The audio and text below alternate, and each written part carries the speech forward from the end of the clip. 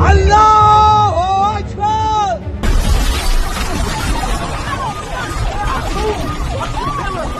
लोग डर क्यों नहीं रहे हैं? जंग है और लोग बाहर निकले हुए हैं रोडों पे, क्यों? मेरे मौलाना फरमाया है, जिल्लत की जिंदगी से इज्जत की मौत बेहतर है।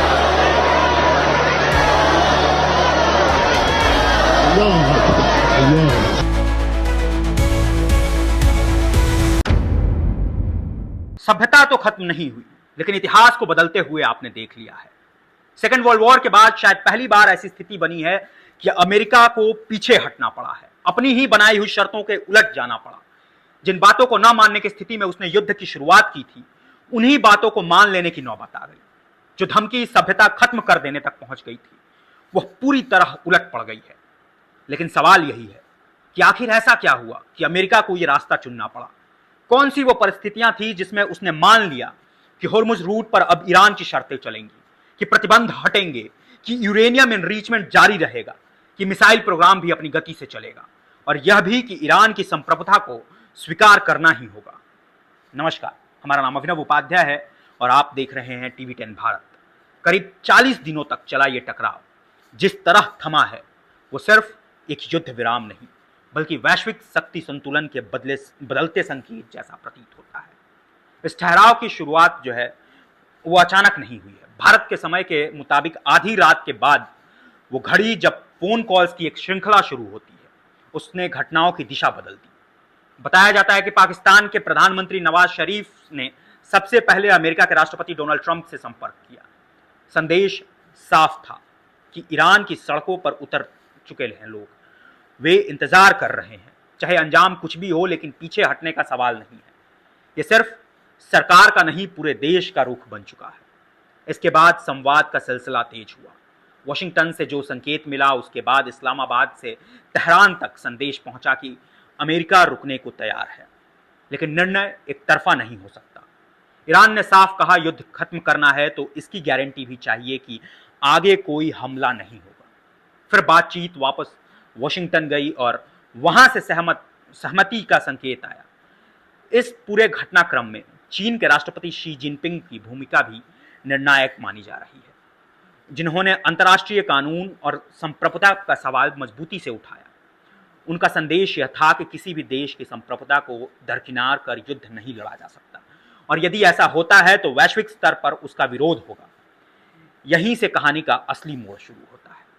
ईरान ने अपनी शर्तें रखी, कुल 10 मांगे।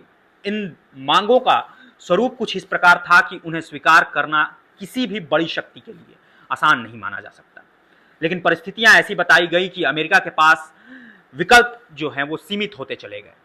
ये सिर्फ सैन्य टकराव नहीं रह गया था, ये एक आर्थिक, कूटनीतिक और मनोवैज्ञानिक दबाव था।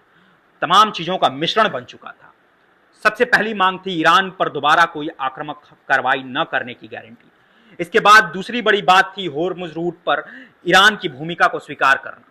यह वही समुद्री रास्ता है जो दुनिया की ऊर्जा आपूर्ति की धुरी है। अगर यहां नियंत्रण का सवाल बदलता है तो वैश्विक अर्थव्यवस्था की दिशा बदल सकती है। तीसरी मांग, जो दशकों से विवाद का केंद्र बना रहा है, वो ये थी कि यूरेनियम एनरिचमेंट को स्वीकार करना। यह वही मुद्दा है जिस पर अमेरिका ने लंबे समय तक कड़ा रुख अपनाया था। इसके साथ ही प्रतिबंध हटाने की मांग भी की थी। वे सभी आर्थिक और राजनीतिक प्रतिबंध जो वर्षों से ईरान पर लगाए गए थे। इसके अलावा अंतर्राष्ट्रीय एजेंसियों के वे सभी दबाव भी खत्म करने की बात कही गई जो उसके परमाणु कार्यक्रम को सीमित करने के लिए बनाए गए थे। इतना ही नहीं, युद्ध के दौरान हुए नुकसान का मुआवजा भी एक मांग के रूप में सामने आया। क्षेत्र में तनाव और अमेरिकी सैनिकों की वापसी और इजराइल द्वारा ईरान समर्थित समूहों पर हमला को जो हो रहा है उसे रोकने, ये सभी शर्त जो हैं ये व्यापक पैकेज के हिस्सा थे। इन बातों को जब आप इन बातों को एक साथ देख रहे हैं तो पहली नजर में यह तस्वीर बनती है कि अमेरिका ने पूरी तरह झुककर सब कुछ स्वीकार कर लिया। लेकिन क्या यह वास्तविकता है या परिस्थितियों की एक जटिल व्याख्या? यहीं पर विश्लेषण जो है वो जरूरी हो जाता है। दरअसल यह केवल ईरान की ताकत का सवाल नहीं था, बल्कि अमेरिका के सामने खड़ी उन चुनौतियों का भी था जो इस युद्ध में कहीं ना कहीं तक आगे तक जाती थी। पहला बड़ा दबाव जो था वो ऊर्जा का था। दुनिया की अर्थव्यवस्था जिस तेल पर टिकी है उसका बड़ा हिस्सा होर्मुज से गुजरता है। यदि यह रास्ता बंद रहता अस्थिर रहता तो वैश्विक बाजारों में भारी उथल पुथल होती। अमेरिका यह समझ चुका था कि इस स्थिति में वह अकेला पड़ सकता है। यूरोप से लेकर एशिया तक कई देश पहले ही तनाव जो है वो कम करने के पक्ष में थे। दूसरा बड़ा सवाल अर्थव्यवस्था का था।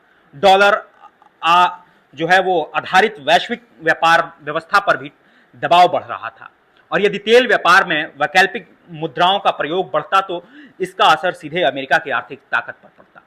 तीसरा दबाव जो था वो घरेलू स्तर पर था। लंबे युद्ध, बढ़ते खर्च और सैनिकों की तैनाती को लेकर अमेरिका के भीतर भी सवाल उठने लगे थे। प्रोटेस्ट हो रहा था। पेंटागन और राजनीतिक हलचलों में ये जो दफ्तर थे वहां पे ये चिंता साफ दिखाई दे रही थी कि ये टकराव किस दिशा में जा रहा है। चौथा और शायद सबसे महत्वपूर्ण पहलू था वैश्विक छवि का। जो छवि अमेरिका की एक निर्णायक वैश्विक शक्ति के रूप में बनी हुई थी, उसमें दरारें दिखने लगी थी। नाटो की सीमित भूमिका, रूस यूक्रेन संघर्ष का प्रभाव और मिडिल ईस्ट में जटिल समीकरण जो है, इन सब ने मिलकर स्थिति को और कठिन बना दिया था। ऐसे में यह कहना कि अमेरिका पूरी तरह झुक गया शायद एक सरल निष्कर्ष होगा, लेकिन अधूरा भी। यह एक रणनीतिक पीछे हटने की भी हो सकती है, एक ऐसा निर्णय जिसमें तत्काल टकराव से बचते हुए लंबी लड़ाई के लिए तैयार हो रहा हो अमेरिका। दूसरी तरफ ईरान ने भी यह दिखा दिया कि उसने सबसे बड़ी ताकत की सैन्य क्षमता की, बल्कि भौगोलिक स्थिति और आंतरिक एकजुटता जो है वो ईरान का इस युद्ध में निखर कर दिखा है। बाहरी दबाव के सामने झुकने से इनकार करना ये कोई साधारण बात नहीं।